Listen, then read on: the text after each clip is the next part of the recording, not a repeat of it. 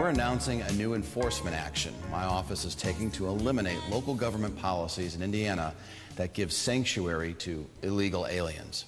I am bringing a lawsuit against the Indianapolis Public Schools over their policies that hamstring ICE's ability to keep our schools safe from criminal illegal aliens.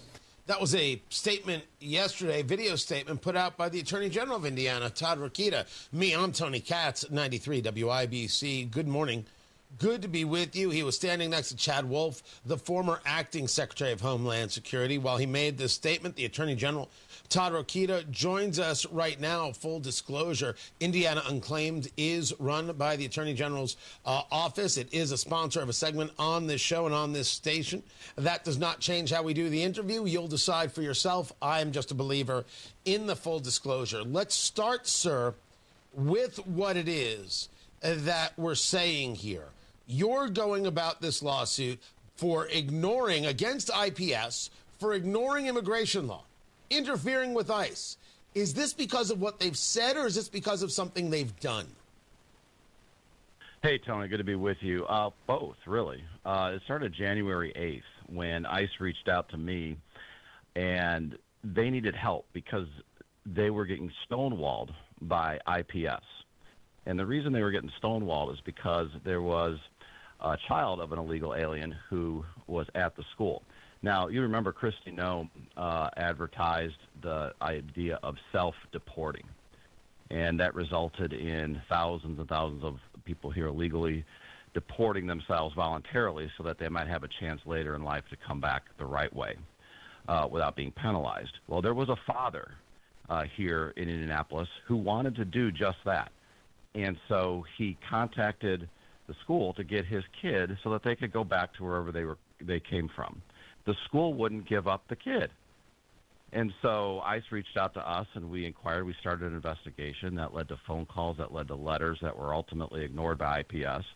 And it led us to discovering that they have a pretty clear policy. So in writing that forbids their employees from cooperating with ICE unless the superintendent approves, not collecting or maintaining anything about immigration status, and not allowing any law enforcement or ICE law enforcement in to any non-public areas of the school. But could we agree, just as allowing me to interrupt, and I appreciate that we would see these things as different things?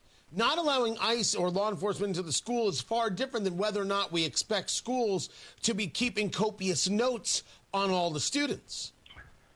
True. And that's not what the requirement is. But the Indiana law does require you not to operate a sanctuary jurisdiction. So when you take these policies together, what we're alleging, and will be successful, is that they're operating a sanctuary jurisdiction. Now, remember, Tom Holman, who was here just a few weeks ago at my invitation, and talked about it then, but he's also talked about it consistently for the last 10 months or so. Joe Biden and his administration let in 400,000 children unaccompanied, without parents. They're roaming this country right now, 400,000 kids. Now think about the sex trafficking implications and everything else that goes along with that. Who's to say that some of those 400,000 kids aren't in Indiana schools, aren't at IPS? And so there's a huge issue there. And to say you're going to have a policy that actually prohibits them collecting any information that would help ICE find these 400,000 kids is a real problem, Tony. And I'm not going to take that line down. Talking to the Attorney General of Indiana, Todd Rokita, and I absolutely think about those kids who have been trafficked up here. Where are they now? What exactly is happening to them? How the Biden administration clearly in levels of admission lost sight of them, lost track of them, lost count of them. It is horrifying. But when you talk about a lawsuit, how does one engage a level of enforcement here? To sue a school district is different than whether or not a specific teacher can actually follows the rules or tries to subvert them. So what is the enforcement mechanism at play? Well, it would be to enjoin the school from operating a sanctuary city. So they'd get rid of these policies, they'd get rid of these rules.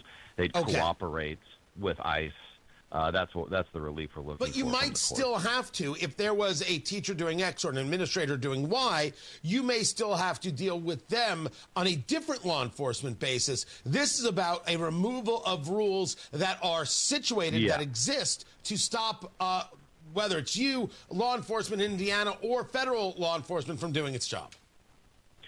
Right, and this is a civil lawsuit. So in Indiana, the General Assembly has not given the Attorney General criminal jurisdiction over, for example, your example about a teacher or something like that. That would still be the local prosecutor. That would be local law enforcement, that kind of thing. However, the General Assembly has instructed me to enforce against any local jurisdictions that are operating a sanctuary city or school or anything like that. And so that's the nature of this lawsuit. So if it's up to the local prosecutor in Indianapolis, that would be Ryan Mears. And we have seen that is not somebody who actually thinks that the role of being a prosecutor means actually prosecuting.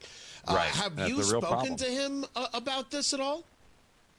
No, because this is a civil matter, so I wouldn't necessarily speak to him about, this. Again, the statute that I'm operating under, given to me by the General Assembly. Have you spoken to him about prosecuting those teachers, those administrators, those within school districts at IPS who don't follow the letter of the law?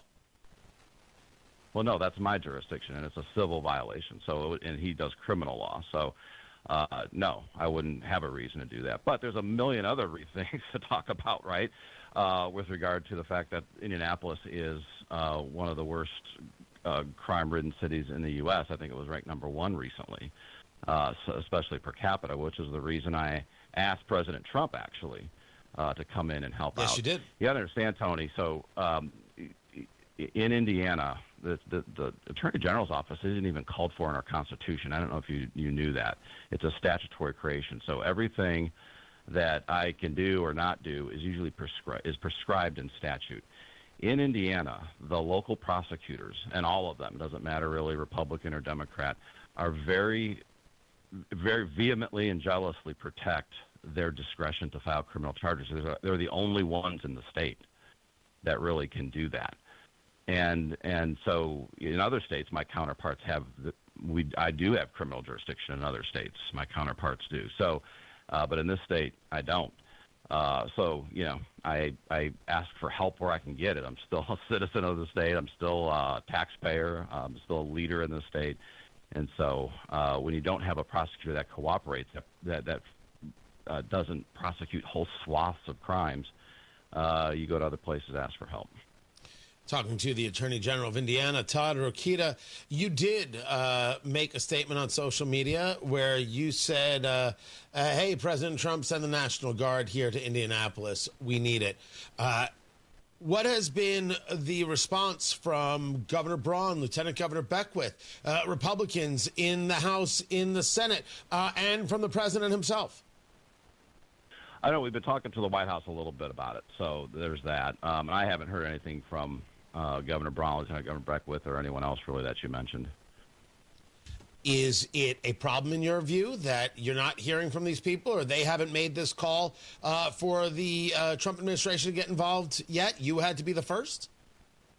Well, we're all leaders. I'm a statewide elected official leading. I saw an issue, waited a little bit to see if anyone else was going to do anything about it. And, like, as you know, Tony, and you know me, I don't wait around too long and do what I can where I can.